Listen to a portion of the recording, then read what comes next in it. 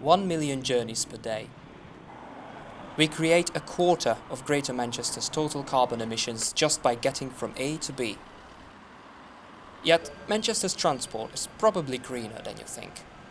The push for better public transport has slashed 19% from Greater Manchester's transport emissions in the past 3 years. Today, 73% of that 1 million commuter trips to and from the city centre are made with public transport, on cycle and/or on foot. Metrolink has a chunky share in that.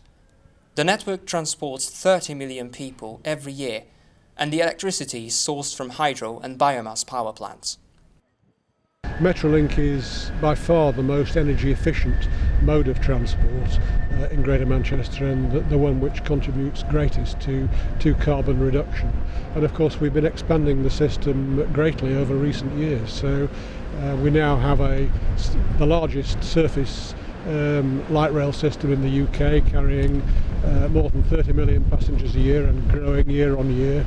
We've got further expansions in progress with the second city crossing, which will allow us to run more trams more reliably across the centre of Manchester.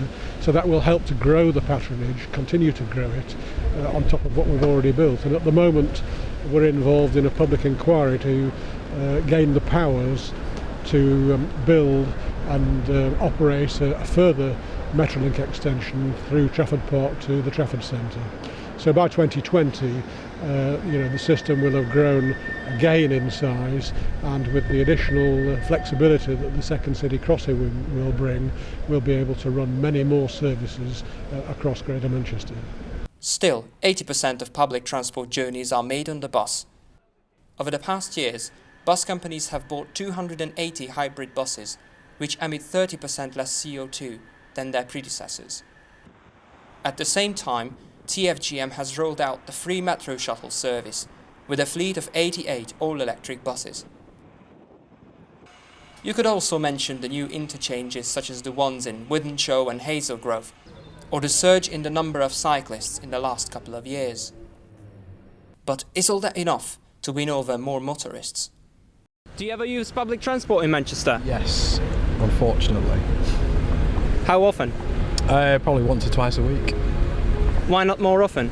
Because it's rubbish. Why is it rubbish? It's just, it doesn't come on time, you can never tell what you're going to get. I'm going to have to go because the lights are changed. Cheers. Cheers. All right, mate. Do you use public transport? No. Why not? It's awful. Why is it awful? It's unclean, and unfortunately you have to mix with the public. What would it take to get you out of your car and use the public transport more often? A cheap pass. Do you use public transport at all? Yeah, occasionally. How often? Once a month, maybe. What would it take to use it more often? Cheaper and more direct. It's true that cross-city public transport is much slower and less straightforward than quick trips to the centre. To make the system better, the city needs, you guessed, more cash and more powers. What happened, if you go back to the 80s, when Greater Manchester Council was abolished, we lost the powers to control our transport. And contrasted to London, where Transport for London can decide what bus services are, how much the costs are going to be, we don't have those powers in Greater Manchester. So it's actually very hard to plan and run a coherent public transport network. TfGM doesn't control the bus services, it doesn't control the rail services, it only controls a small part of the road network. In that basis, how do you run a transport system? They control Metrolink, but that's it. So what we need is to have more coherent powers as a Greater Manchester area to actually be able to plan a public transport network properly. The biggest challenge is revenue funding, as it is for all local authority organisations.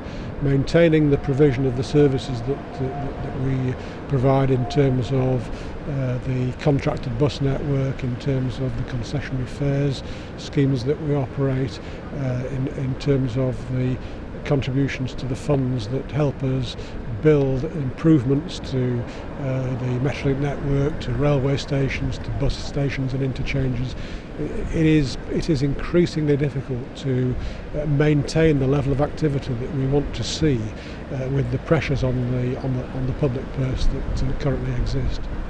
Facing the challenges head-on, TfGM aims to make Greater Manchester's transport carbon neutral by 2033. In the next episode, we will see how electric vehicles could play a part in that. Adam Farkas, that's Manchester.